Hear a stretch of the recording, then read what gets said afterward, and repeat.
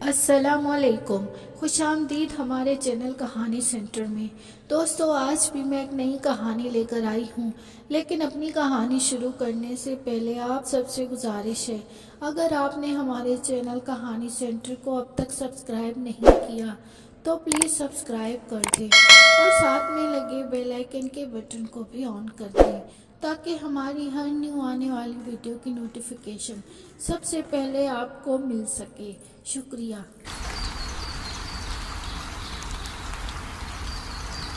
کمرے کے ایک کونے میں دو ننھی معصوم کلیاں گھٹنوں میں سر دیے بیٹھی تھیں اور پورا کمرہ دونوں کی سسکیوں سے گونج رہا تھا۔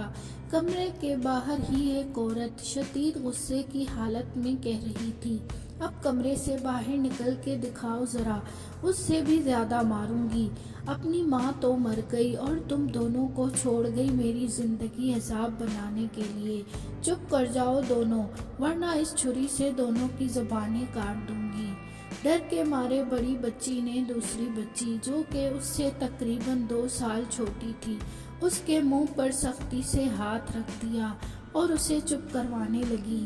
4 صدا کے اس چھوٹے سے گھر میں رہنے والی 7 سالہ اقرا اور 9 سالہ رمشا کی سگی ماں فرزانہ کو اس دنیا سے گئے 8 ماہ ہو چکے تھے اور ماں کی وفات کے بعد ان دونوں نے کوئی ایک دن بھی آرام و سکون سے نہیں گزارا تھا۔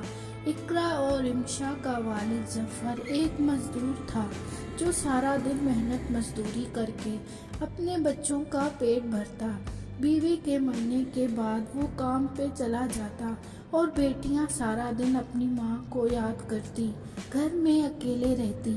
ان کے گھر کے ساتھ گھر میں ظفر کی چاچی رہتی تھی۔ دونوں بچیوں کی حالت کو دیکھتے ہوئے اس نے ظفر کو دوسری شادی کا مشورہ دیا، جسے اس نے فوراً مان بھی لیا۔ رشیدہ چاچی نے ہی اس کے لیے نسرین کو پسند کیا، جس کے والدین حیات نہیں تھے، اپنے ایک بھائی اور بھابھی کے ساتھ رہتی تھی۔ 1 ہفتے کے اندر اندر ہی سادگی سے نکاح ہوا۔ اقرا اور رمشا بہت خوش تھیں کہ ان کی نئی امی آ گئی ہے، اب وہ سارا دن گھر میں اکیلے نہیں رہیں گی، اب انہیں کھانا بھی وقت پہ ملے گا، بھوکا نہیں رہنا پڑے گا۔ لیکن ان دونوں معصوم بچیوں کی یہ خوشی صرف چند دن ہی رہی۔ کچھ دن بعد ہی اس نے دونوں بچیوں کو چھوٹی چھوٹی سی باتوں پہ مارنا شروع کر دیا۔ سارا دن دونوں بچیاں اس کے ڈر سے گھر سے باہر رہتی۔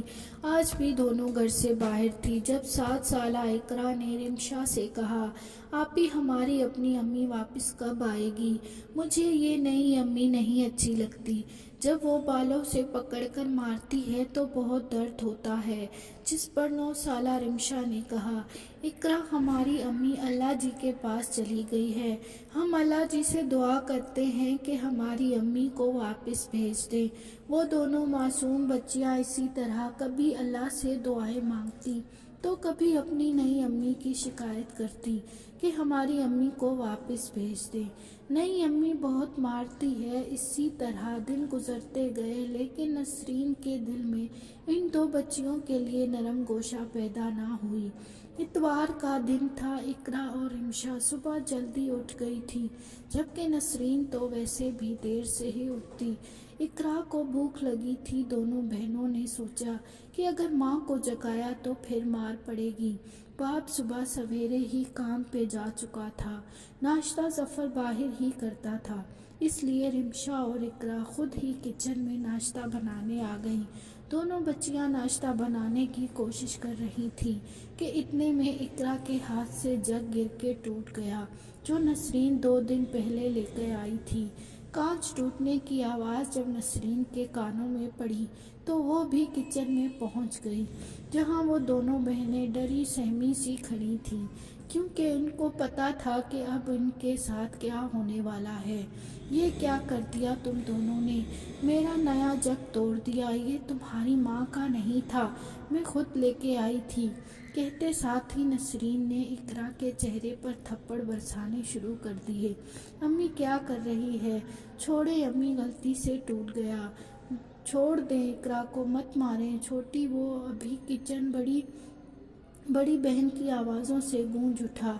उस वक्त नसरीन ये सोच के इकरा को मार रही थी कि कौन सा कोई देख रहा है, मगर वो भूल गई थी कि एक ज़ात ऐसी भी मौजूद है जो हर वक्त हमें देखती है, जिसकी लाठी बे आवाज़ है। उसकी पकड़ से कोई भी नहीं बच सकता। नसरीन भी बचने वाली नहीं थी। आज मैं अब्बू को बताऊंगी कि आप हमें मारती हैं, खाना भी नहीं देती। हमारी अम्मी ऐसी नहीं थी। बताऊंगी मैं आज अब्बू को। ये रिमशा थी जो रोते हुए बोल रही थी कि शायद ये जालिम औरत बस कर जाए, लेकिन इस बात से इसे मजीद गुस्सा आ गया। बताओगी अपने बाप को? हाँ, क्या बताओगी? दोबारा बोलो ज़रा। तुम दोनों बहनों का अभी इलाज करती हूँ, रुको।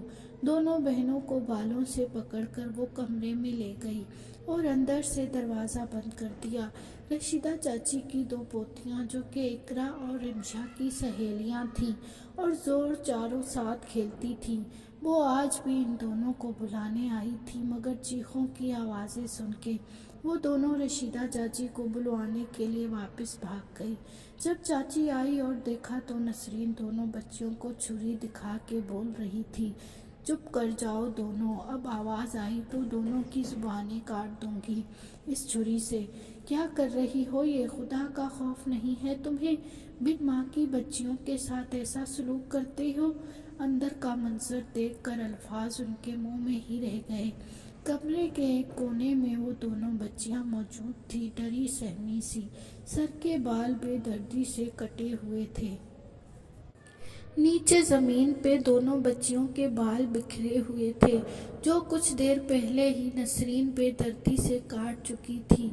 ये मंजर देख के रशीदा चाची का दिल खून के आंसू रो रहा था। दोनों बच्चियों का सर भी कैंची लगने से जख्मी हो चुका था, जहाँ से खून निकल रहा था। उस वक्त रशीदा चाची को इस सब का जिम्मेदार अपना आप लगा, क्योंकि वही नसरीन को लेके इस घर में लाई थी। शर्म नहीं आती तुम्हें? क्या तुम्हारे दिल में खुदा का खौफ बिल्कुल भी नहीं? तुम खुद भी एक औरत हो, कैसे कर सकती हो इन बिन माँ की बच्चियों पे ऐसा जुल्म? तुम्हारी शादी मैंने जफ़र से करवाई ये सोचकर कि तुम इन बच्चियों को माँ का प्यार दोगी, लेकिन तुमने उनकी ये हालत कर दी। क्या तुम ये भूल चुकी हो कि अल्लाह इस शख्स पर रहम नहीं करता जो लोगों पर रहम नहीं करता? तुमसे इस सब का बदला अल्लाह ही लेगा। आज सफ़र को आने दो, मैं करती हूँ कोई फैसला। अब मेरी बच्चियाँ मज़ीद तुम्हारे साथ नहीं रह सकती। रशीदा चाची गुस्से से बोल रही थी। ठीक है, कह देना जफ़र से जो कहना हो। अब ऐसी भी क्या कयामत आ गई जो उनको हल्का सा मार लिया या डांट दिया? अगर ये मुझे तंग करेंगी और मैं इन्हें कुछ कहूँ तो कौन सी कयामत आ गई? हल्का सा, ये तुम्हें हल्का लग रहा है? इन बच्चियों के बाल काट दिए, सर जख्मी कर दिया और तुम कह रही हो हल्का सा डांट दिया? अल्लाह ही इसका हिसाब लेगा तुमसे।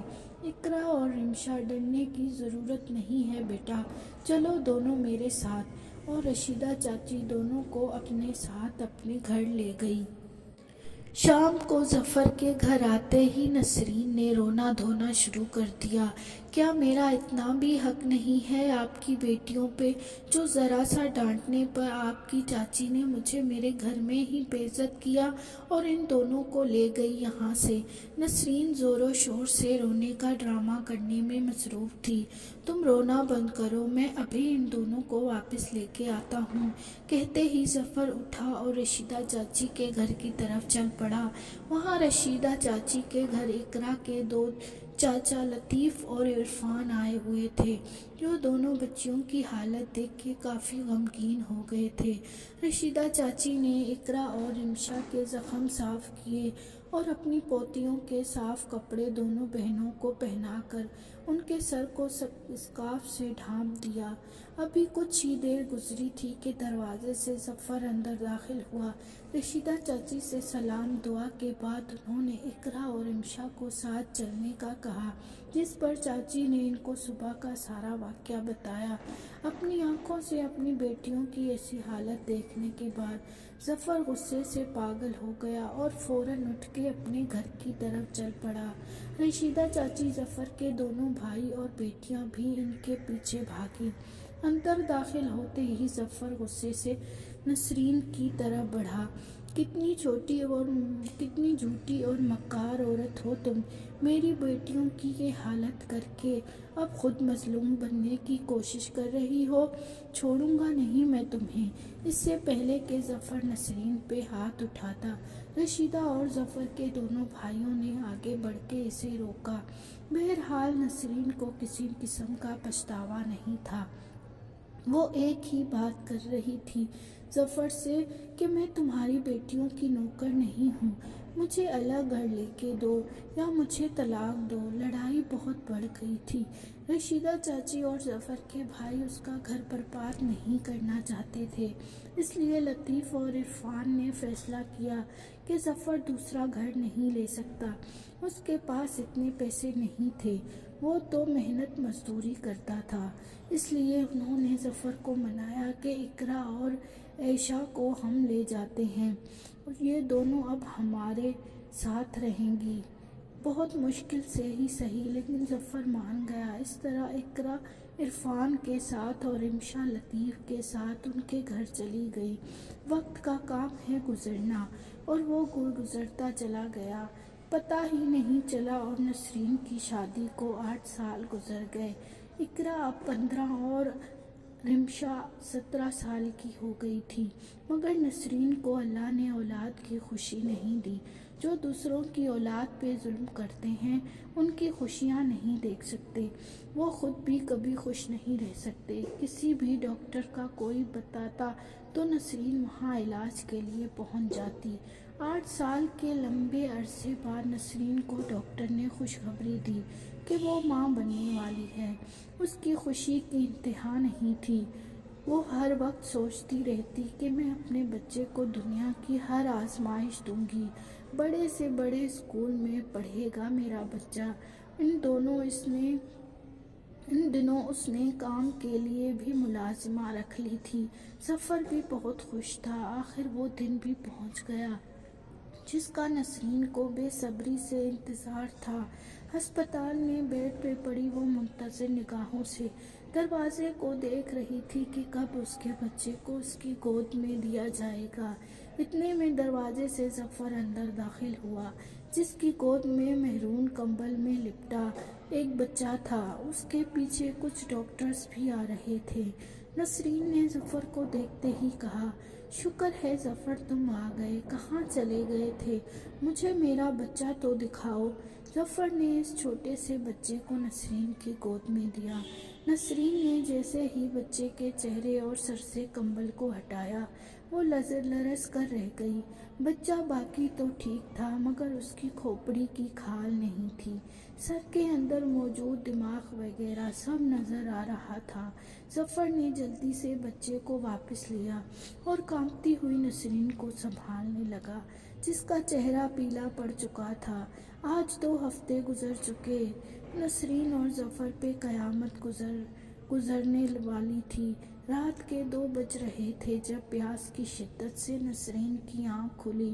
کچن میں پانی پیتے ہوئے اچانک اسے وہ سب یاد آیا جو وہ 8 سال پہلے اقرا اور رمشا کے ساتھ کر چکی تھی، اور اپنا ننھا سا بیٹا بھی۔ رات کے اس پہر کچن میں کھڑی نسرین کے کانوں میں مسلسل ان بچیوں کی آوازیں گونج رہی تھی، امی مت مارے اقرا کو، امی چھوڑے میرے بال نہ کاٹے، مت کریں امی، صرف ایک دفعہ معاف کر دیں، اس کے بعد کبھی آپ کو تنگ نہیں کریں گے۔ شاید اپنی اولاد کو ایسی حالت میں دیکھنا ہی تھا جو آج نسرین ان معصوم بچیوں کے درد کو محسوس کر رہی تھی۔ چیخ چیخ کر روتے ہوئے وہ کچن میں ہی زمین پر بیٹھ کر اللہ سے معافی مانگنے لگی۔ رونے کی آواز سن کر ظفر بھی بھاگتا ہوا کچن میں آیا۔ کیا ہوا نسرین، کیوں رو رہی ہو؟ بتاؤ مجھے، ہوا کیا ہے؟ ظفر نے حواس باختہ ہو کر پوچھا۔ ظفر، مجھے اقرا اور رمشا کے پاس لے چلو، خدا کے لیے مجھے ان کے پاس لے چلو، میں ان سے معافی مانگنا چاہتی ہوں۔ آج اپنی اس حالت کی ذمہ دار میں خود ہوں، نہ میں ان پہ ظلم کرتی، نہ آج میرے ساتھ یہ سب کچھ ہوتا۔ جب تک وہ مجھے معاف نہیں کریں گی اللہ بھی مجھے معاف نہیں کرے گا۔ مجھے لے چلو ان کے پاس۔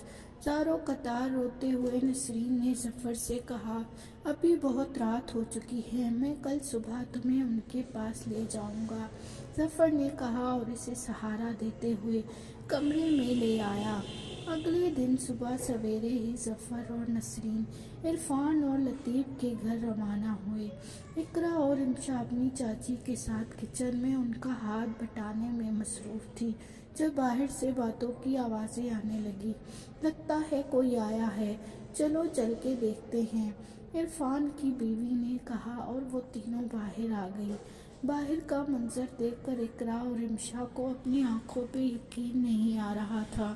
جہاں لطیف کی بیوی نسرین سے سلام دعا کرنے میں مصروف تھی، اقرا اور امشا نے بھی آگے بڑھ کر سلام کے لیے ہاتھ بڑھایا، لیکن نسرین نے ان کا ہاتھ تھامنے کے بجائے دونوں کو گلے سے لگا لیا اور پھوٹ پھوٹ کر رونے لگی۔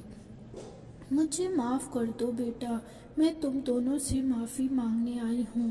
میں نے تم دونوں کے ساتھ بہت برا سلوک کیا، اس کی سزا بھی مجھے مل چکی ہے۔ مجھے معاف کر دو اور میرے ساتھ گھر چلو۔